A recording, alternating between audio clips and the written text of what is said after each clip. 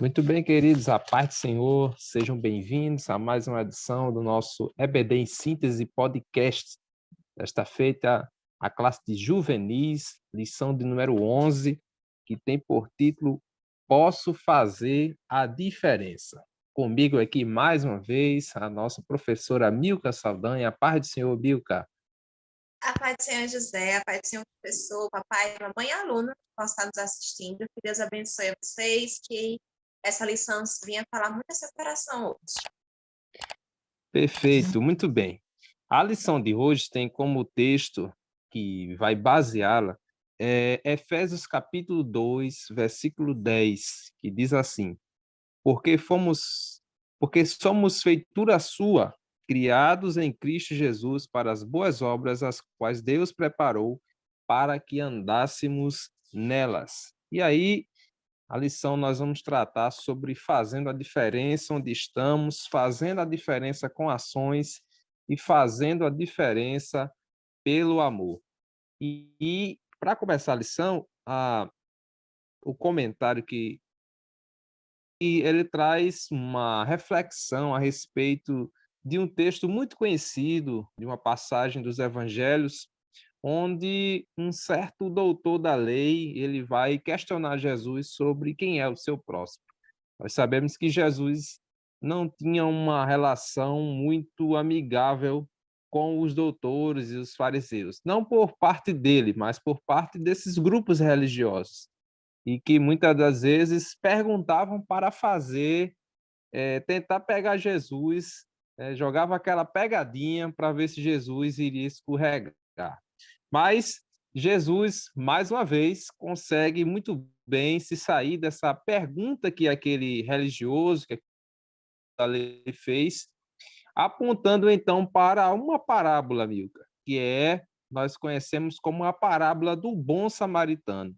E aí, o que nós podemos aprender com esta parábola sobre a fazer a diferença onde nós estamos? Pois bem, Jesus ele vai responder com essa parábola e a gente vai lembrar quem são os personagens da parábola, né? A gente tem um judeu que ele vai seguindo o seu caminho e nesse caminho ele vai ser atacado por salteadores, por bandidos e é deixado quase morto. E aí vão aparecer três personagens nessa história. A gente vai ter um sacerdote, um levita e um samaritano. E Jesus usa essa parábola para ilustrar quem seria o próximo. Tanto que Jesus pergunta depois, quem foi o próximo?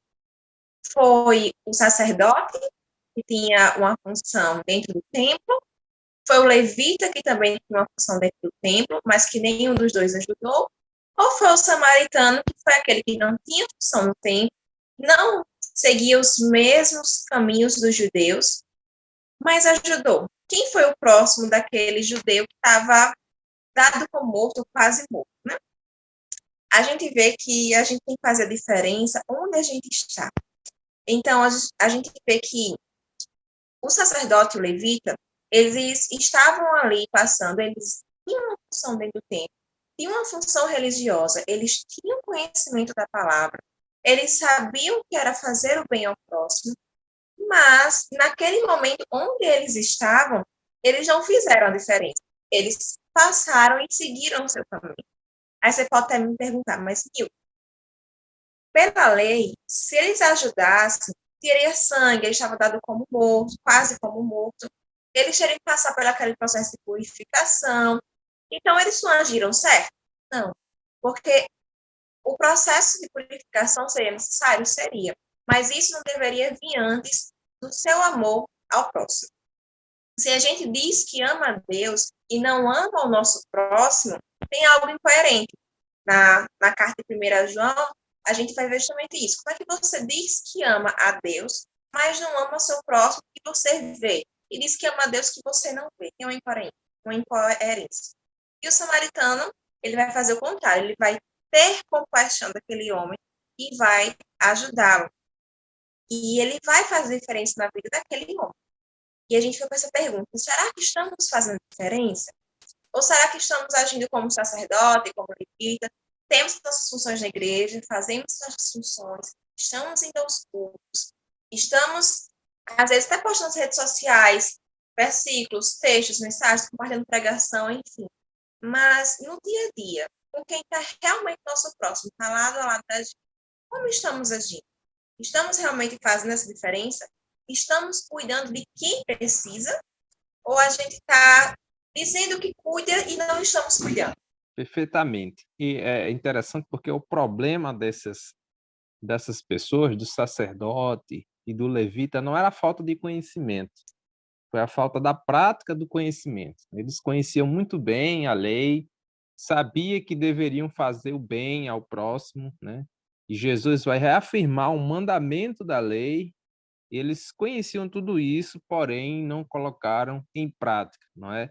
Eles tinham uma teoria, mas na hora de colocar em ação, faltou a ação verdadeira de ajudar aquele homem que estava caído no chão, né? Alguns comentaristas chegam até a dizer que quando Jesus faz essa comparação, e ele disse que eles estavam descendo de Jerusalém para Jericó, que realmente há um declive, né, bem alto de Jerusalém para Jericó. Alguns até afirmam que se fosse uma situação real mesmo, é provável que eles estavam saindo da adoração do templo e voltando para casa. Então veja que eles estavam servindo no templo, o levita, o sacerdote, eles estavam praticando o seu ofício, o ofício que a lei estabelecia, mas quando eles saem do momento de serviço, né, no templo, eles se deparam com a situação que eles deveriam também intervir e aí eles passam de largo, né? Então, é muito interessante observar isso e, ao mesmo tempo, perceber que alguém que não tinha nada a ver com aquilo, que ele poderia ter todas as desculpas para não ajudar aquele homem que estava caído, porque o texto nos diz que ele foi um samaritano, ou seja, eles eram brigados, mas foi aquele homem que se compadeceu do homem que tinha sido violentado, não é? E ajudou e pagou para que alguém cuidasse dele. E a gente vê a importância disso. Se a gente for colocar isso na prática, foi uma parábola que Jesus contou, mas no dia a dia, a gente ajuda quem precisa? A gente passa e vê alguém que precisa de ajuda e a gente pode ajudar, a gente ajuda. A gente sabe, o apóstolo nos diz que o bem que a gente deveria fazer, a gente não faz, mas o mal que não deveria fazer, isso nós fazemos. É uma tendência da nossa carne, por conta do pecado.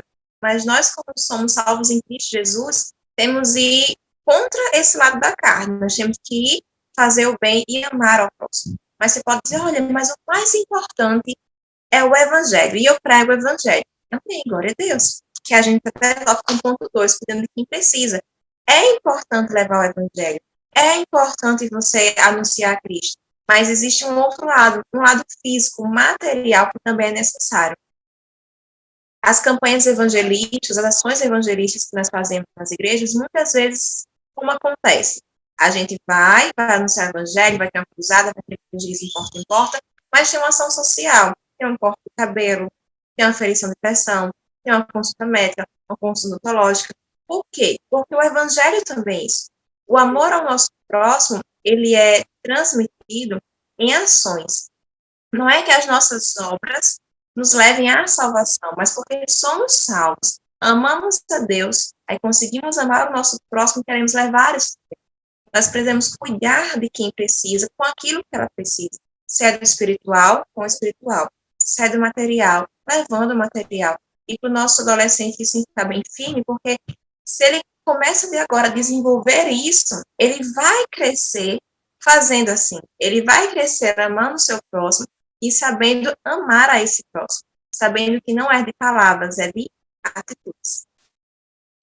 Exatamente. Então, eu creio que aquele mestre da lei, né, ele compreendeu muito bem, e Jesus foi muito perspicaz, né, ao usar um samaritano como exemplo de alguém que ajudou o próximo. Então, Jesus estava dizendo, olha, o próximo é todo aquele que precisa de você, não importa a nacionalidade, a etnia, a condição social, a cor, aquele que necessitar de você é o seu próximo. Então, se era um homem que estava caído, não importa se passou um levita, se passou um samaritano, o importante é que quem passasse, visse a situação, precisava ajudar, né? E Jesus fala aquilo e ele diz, né? Ele faz a pergunta final para ver se o doutor da lei percebeu a realidade. E aí ele diz, qual, pois, desses três foi o próximo dele? E aí o doutor da lei, ele não diz nem um samaritano, ele diz, aquele que usou de misericórdia. Aquele que usou de misericórdia foi aquele que entendeu a realidade, e Jesus então disse, então vai e faça o mesmo. Se aparecer também alguém, for até samaritano, qualquer coisa, ajude, porque ele é o seu próximo. Deus não faz acepção de pessoas, né? Nós que fazemos por conta do pecado, mas Deus não faz, e a gente tem que aprender com ele. Jesus foi o nosso maior exemplo de amor, então a gente tem que seguir ele. Eu acho que essa lição 11, ela pode ser bem focada nisso, que Jesus é o nosso exemplo de amor. Ele é amor a todos, ele morreu na cruz por todos, ele entregou a sua vida por nós, mesmo a gente sendo pecadores, fazendo mal, querendo a perdição dele, mas ele se entrega por nós, e ele é o nosso exemplo de amor, né? Isso. E desde a lei, não é? Desde o Antigo Testamento, nós vemos uma preocupação muito grande de Deus com os necessitados. Não é? Jesus, ele fez no seu ministério, ajudou, mas a lei ela já estabelecia um padrão, uma forma de ajuda àqueles que são necessitados. E ela estabelece, por exemplo, ajuda a órfãos, viúvas, estrangeiros, já que o povo de Israel tinha sido também estrangeiro, em terra do Egito. Ela estabelece ajuda a vários tipos de pessoas, e os israelitas deveriam ser bondosos, misericordiosos, e exercendo assim o amor na forma prática, né, na forma da ação.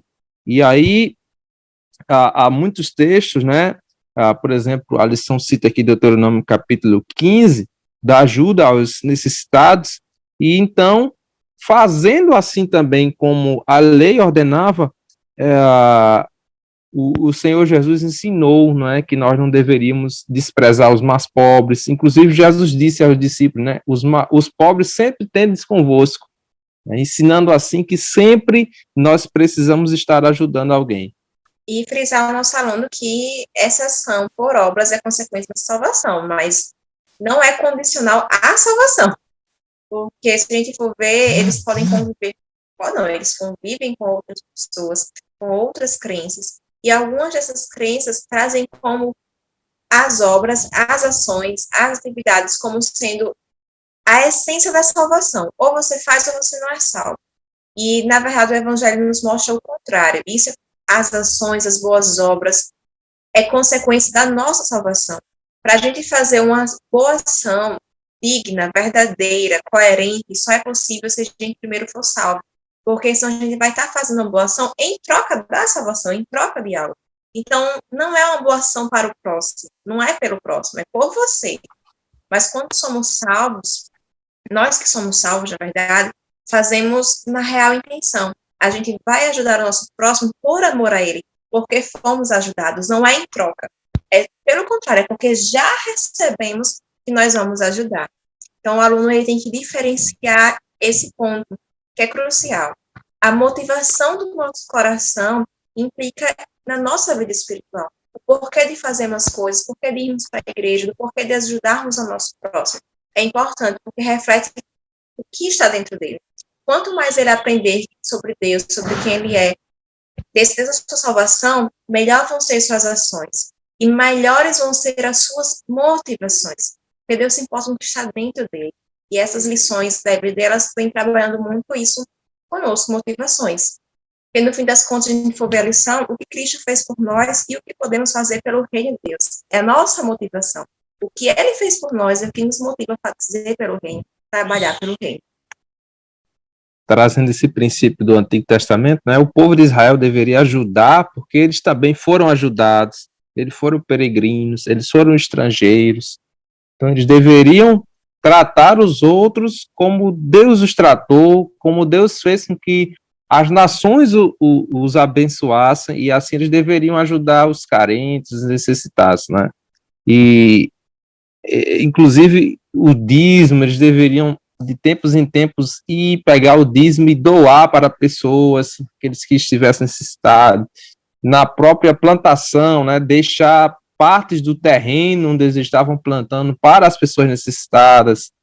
Se caísse ali alguma espiga, alguma coisa, deixe lá, porque alguém vai pegar. A gente vê isso, por exemplo, no caso de Ruth, né? Ruth vai para a cega e os homens vão apanhando e vai caindo e ela vai pegando lá o que vai caindo no chão dos trabalhadores, e assim ela vai trabalhando para o seu sustento, né? Já que Ruth era viúva. Então, a gente vê aí o princípio da generosidade, da ajuda àqueles que estão necessitados. E na nova aliança, nós temos justamente essa necessidade de nós não fecharmos os olhos para essas pessoas que são carentes. E como você muito bem disse, Milka, não como uma forma de alcançar a salvação, porque a salvação não vem pelas obras. E Paulo é muito claro ao dizer isso, que é para que ninguém se glorie. A tendência nossa como homem é se gloriar. E aí é mostrar que a gente tem, que a gente pode. Alguém faz uma ação, aí bota lá uma foto e diz, olha aqui, eu entreguei 50 cestas básicas. Eu fiz um instituto para ajudar os pobres. A tendência humana é se gloriar. Mas é por isso mesmo que a salvação é pela graça, né? Por intermédio da fé. E a fé em Cristo, e não pelas obras. E aí nós vamos fazer as obras demonstrando que um dia nós somos alcançados pela graça de Deus e por intermédio da fé em Cristo Jesus. E aí a gente tem um exemplo supremo, um exemplo máximo dessa ajuda às pessoas através de ações, que foi Jesus Cristo. Isso mesmo. Jesus Cristo, ele vem para a Terra para perdoar os nossos pecados, né? A gente bate muito nessa tecla com os nossos alunos, desde criança a gente explica o plano da salvação.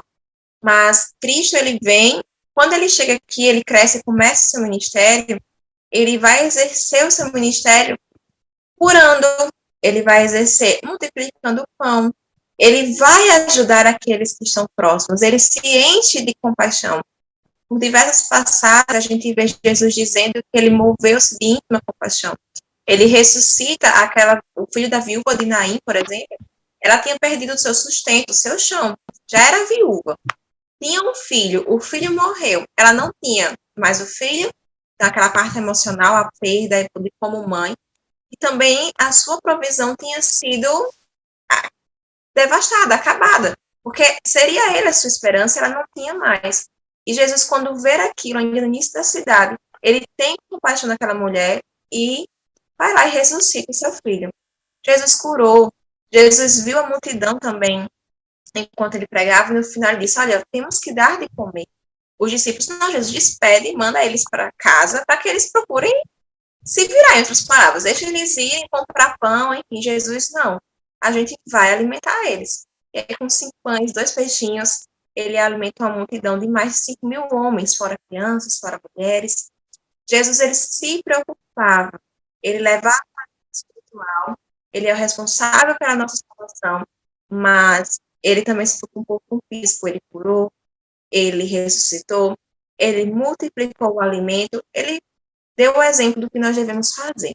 Muito bem, então, Jesus, ele exerceu esse ministério, né, muito profílico, e numa região onde havia muitos problemas, né, problemas sociais, econômicos, pessoas que viviam na extrema pobreza e que conviviam com muitos problemas, problemas físicos, espirituais, né, pessoas que não tinham o que comer.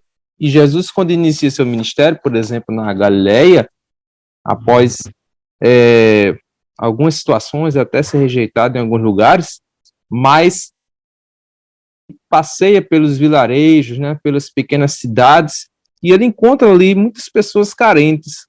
carentes espiritualmente falando, mas também carentes fisicamente, carentes de pão, carentes de curas, carentes de serem libertos, né, uma questão espiritual muito forte, e ele sempre teve essa preocupação de,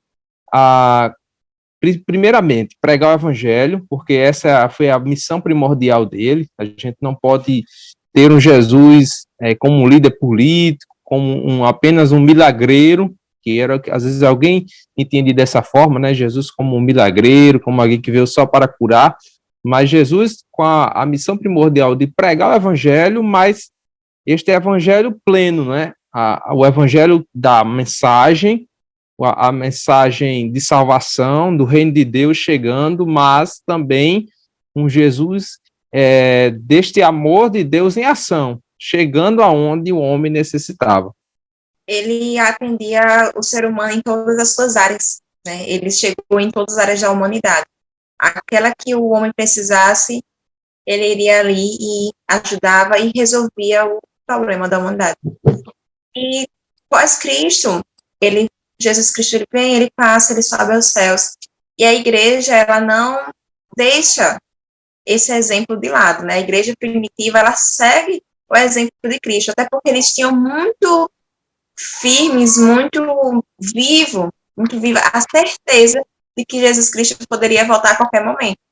Então, eles se reuniam e colocavam em prática esse amor ao próximo. Então, o que tinham, eles dividiam de forma voluntária. Não era uma obrigação imposta pelos apóstolos, mas eles entendiam que o outro era o seu irmão, era o seu próximo, e ali eles compartilhavam seus bens, compartilhavam o pão, e eles cresciam em fé, cresciam em união, e compartilhavam aquilo que tinham, de uma forma que não deixasse o outro perecer, padecer, por não ter o que comer, não ter o que vestir, e eles faziam isso de forma voluntária. Não era obrigação, era realmente voluntário. Exatamente. Há um texto no Evangelho de Mateus, capítulo 4, versículo 23, que fala do ministério de Jesus, e diz que Jesus percorria a Galileia, toda a Galileia, ensinando nas suas sinagogas, ou seja, aqui um primeiro aspecto do ministério de Jesus, que era o ensino, pregando o evangelho do reino, segundo, e curando todas as enfermidades e moléstias dentro do povo. Então, nós vemos o ministério de Jesus, um ministério completo, ministério de ensino, pregação, mas também um ministério de curas. E aqui a gente pode citar vários exemplos, né, de pessoas que foram alcançadas pela graça de Cristo e que ali Jesus transformou através de uma cura, de um milagre, aquela pessoa e se tornou um seguidor de Cristo, porque entendeu também a mensagem que Jesus estava falando. E nós precisamos, não é assim como Cristo, colocarmos isso em ação.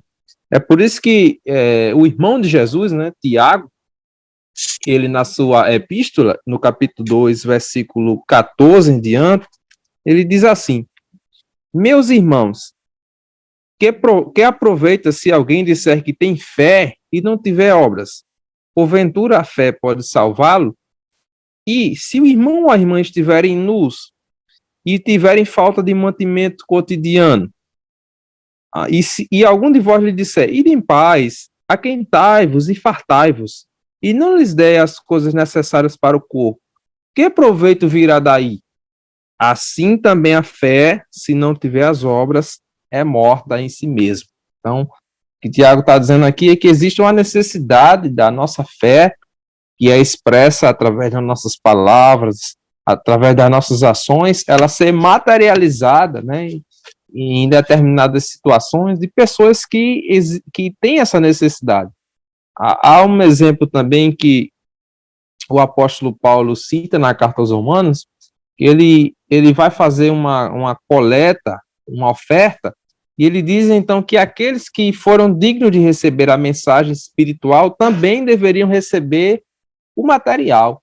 Então, o evangelho deveria ser também este evangelho de ajuda, de amor, e Paulo fez isso de levantar ofertas para ajudar determinadas igrejas que estavam necessitando, porque ele cobra até os coríntios, que tiveram a vontade, começaram, mas não terminaram. Ele disse, olha, vocês precisam completar esta obra, porque há uma necessidade, e Deus ama aquele que dá, e é aquele que dá com alegria. Fazendo assim o papel social da verdadeira religião, não é? Tiago, ele faz essa distinção, mas também diz que esses dois papéis se complementam. Ele diz, olha, a verdadeira religião para com Deus é esta, guardar-se das corrupções do mundo, né? Então é a parte espiritual, é o dever nosso como cristão, mas também ajudar os órfãos e as viúvas nas suas tribulações. Então, o papel espiritual, a piedade, mas também o papel material de ajudar aqueles que estão necessitando. E a gente tem na nossa igreja ações que nos levam a fazer isso, como a campanha do quilo, por exemplo. Mas quantas vezes a gente deixa de lado, né? Às vezes, mas é só 1 quilo, mas esse quilo ajuda muito. Um pacote de cuscuz, um pacote de feijão, um pacote de arroz. Você está ajudando um irmão que precisa, você está ajudando alguém que precisa, você está colocando em prática o amor de Deus em sua vida e o amor ao próximo. Às vezes a gente fica, o que é que eu vou ajudar? Como é que eu vou ajudar? Em nossas próprias igrejas, nas nossas congregações, temos ações e muitas vezes nós não participamos dessas ações. Você pode ajudar com sua profissão, talvez você possa se dar de saúde e possa fazer uma consulta com algum irmão, você da área do direito, você pode dar uma orientação. Existem várias formas de ajudar. Às vezes aquele irmão, aquela pessoa, até mesmo não crente, que a ajuda não é só para o crente, é para o crente e para o não crente. Precisa de algo que não é o alimento em si. Às vezes é uma orientação. Às vezes você pode explicar. Eu sou da área de saúde, a gente tem a rede de assistência. Muitas vezes as pessoas não sabem o que tem na rede, mas eu sei. Eu posso chegar sabendo que aquele outro precisa daquele serviço e explicar como faz. Isso é ação. Isso é ajudar. E amor próximo. Então, a gente tem sempre como estar compartilhando o amor de Deus através de nossas ações. E a igreja primitiva, ela fez muito isso, né? Quando a gente abre o livro de Atos dos Apóstolos, nós vemos no capítulo 2, né, que eles partilhavam, não é? Aquilo que tinham. O versículo 42 diz que eles perseveravam na doutrina, na comunhão e no partir do pão e nas orações, né? E que eles eram unânimes e partindo o pão comiam juntos. Existia uma preocupação dos irmãos da igreja primitiva de ajudar uns aos outros. E aí vem aquele episódio de Ananias e Safira, né? Onde eles tentam ludibriar os apóstolos, né? E quando na verdade eles estavam tentando ludibriar Deus, né? O Espírito Santo.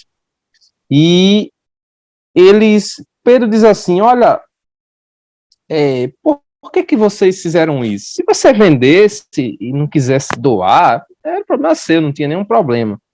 Mas você mentiu para dizer que tinha vendido por um valor e era outro. Ou seja, não era algo obrigatório, impositivo na igreja primitiva.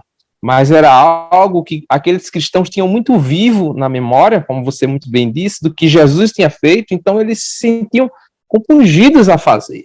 Então, quando eles viam algum irmão em necessidade, eles prontamente ajudavam aquela pessoa, né? E eles iam e doavam e partilhavam as suas posses, olhando para o passado, para o que Cristo tinha feito por eles, mas também olhando para o futuro, porque eles já estavam aguardando o retorno de Cristo. Então, para eles ter os bens aqui era algo passageiro, não importava. Eles queriam mesmo era estar novamente com Jesus. Isso mesmo.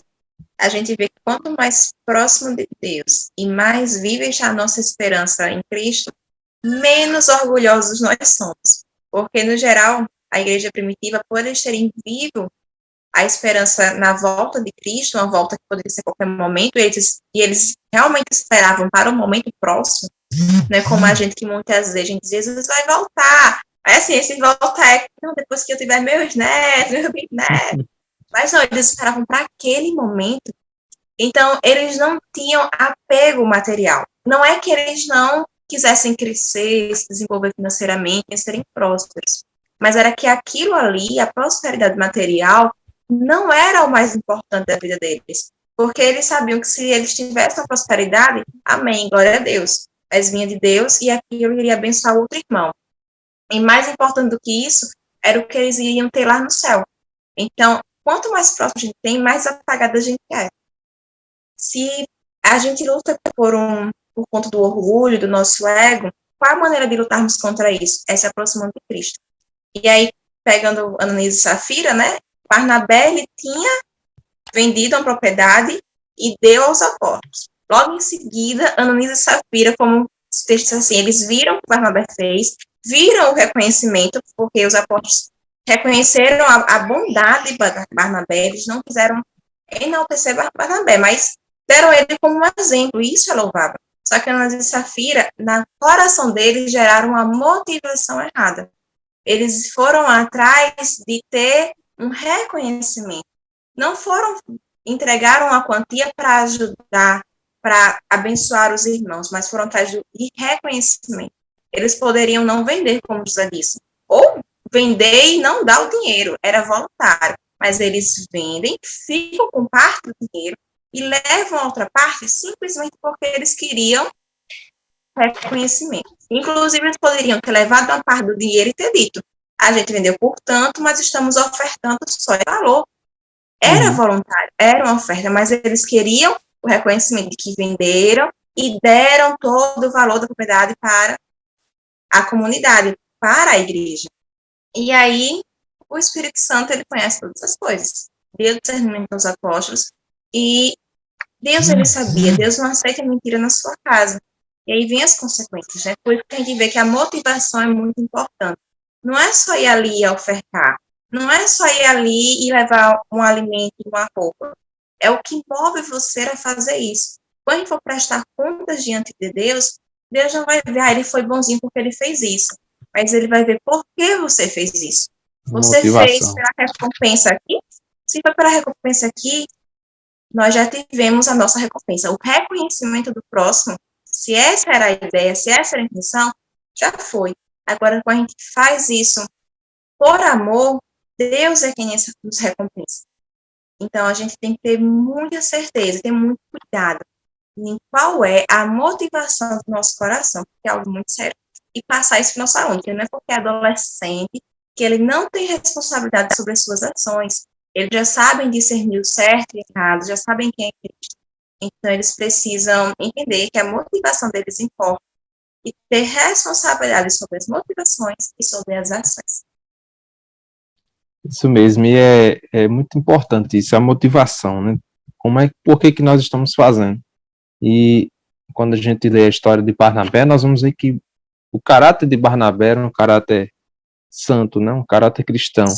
E o texto nos diz que ele era um homem de fé, né? Era um homem corajador, e aí era um homem de bem, né? E é tanto que futuramente a igreja vai escolher Barnabé como aquele que iria iniciar de forma organizada o trabalho em Antioquia, que foi a grande igreja ali gentílica, que foi iniciada por meio dos judeus dispersos, e uma grande porta missionária.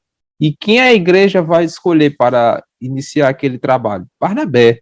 Né? E por muitas vezes o nome de Barnabé vem primeiro do que o de Paulo, até que chega a hora de Paulo chegar ao topo, vamos dizer assim, mas até lá Barnabé é o nome da igreja, porque foi ele que os apóstolos escolheram para liderar aquela missão, né? Era um homem usado por Deus, porque tinha um caráter justo, um caráter cristão, e Lucas faz muito essa comparação e essa diferença entre Barnabé e Ananias e Safira, porque ele coloca Barnabé no versículo 36 e 37, e ele começa na nossa Bíblia, né, com capítulos e versículos, nós vemos que no versículo 1 do capítulo 5, Lucas ele inicia com uma conjunção adversativa, né? Ele diz, mas, ou seja, ele está colocando em contraposição